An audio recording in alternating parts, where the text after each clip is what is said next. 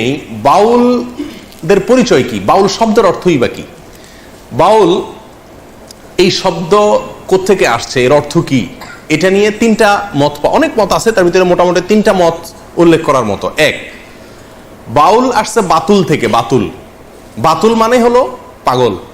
বাতুল মানে কি? পাগল। তো যারা বাউল হয় এরা পাগলই হয় মোটামুটি, না? তো এই জন্য এদেরকে এই বাউল থেকে, বাতুল থেকে, বাতুল বলা হয় এদেরকে, এই বাউলদেরকে।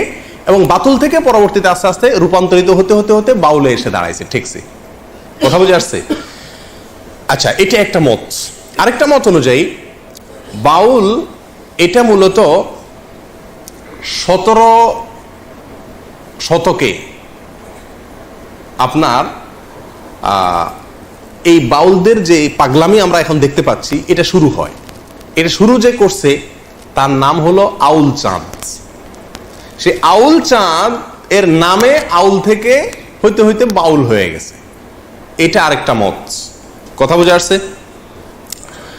আচ্ছা, তৃতীয় নম্বর মত, যেটা ডক্টর আনোয়ার করিম চৌধুরী লালন একাডেমির প্রতিষ্ঠাতা পরিচালক, তার বাংলাদেশের বাউল বইয়ের 133 থেকে 145 নম্বর পৃষ্ঠার ভিতরে বাউলদের সম্পর্কে আলোচনা করতে, তাদের উৎপত্তি সম্পর্কে বলতে গিয়ে তিনি বলছেন যে বাউল এটা বাল শব্দ থেকে আসছে।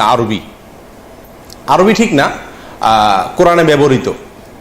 কোরআনে আল্লাহ সুবহানাহু ওয়া তাআলা বাল একটা শব্দের ব্যবহার এক জায়গায় করেছেন। অবশ্য এই একই মূল ধাতুর ব্যবহার কোরআনে আরো কয়েক জায়গায় হয়েছে।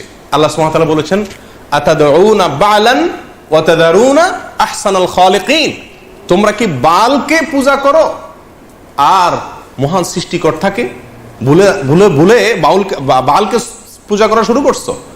এই যে বাল, এর পূজা, এর আর্চনা, এর উপাসনা করার ব্যাপারে কোরআনে নিষেধ আসছে, ইনজিলে নিষেধ আসছে, বিভিন্ন আসমানি গ্রন্থে নিষেধ আসছে।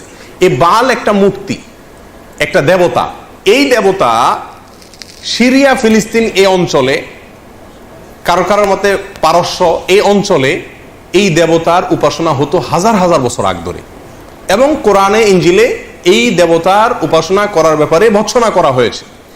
এই বাল দেবতা সম্পর্কে এই বাংলাদেশের বাউল বইয়ে ডক্টর আনোয়ার করিম চৌধুরী লালন একাডেমির প্রতিষ্ঠাতা পরিচালক, বাউলদের সম্পর্কে যার কথা সবচেয়ে বেশি গ্রহণযোগ্য হয় তাদের মধ্যে একজন অন্যতম, তিনি বলেছেন যে মূলত যেই বাল মূর্তিকে পূজা করত সেই হাজার হাজার বছর আগে, ইসলামেরও আগের মুশরিকেরা, সেই বালটা ছিল প্রজনন দেবতা। কি ছিল এটা? প্রজনন দেবতা। বুঝেন তো? এই প্রজনন দেবতা হওয়ার কারণে বাউলদের যে কর্মকাণ্ড এগুলো সবগুলাই যৌনাচার কেন্দ্রিক ম্যাক্সিমাম।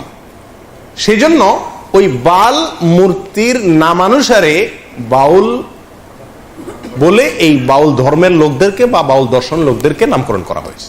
কথা বুঝে আসছে? এই গেল বাউল শব্দের উৎপত্তি।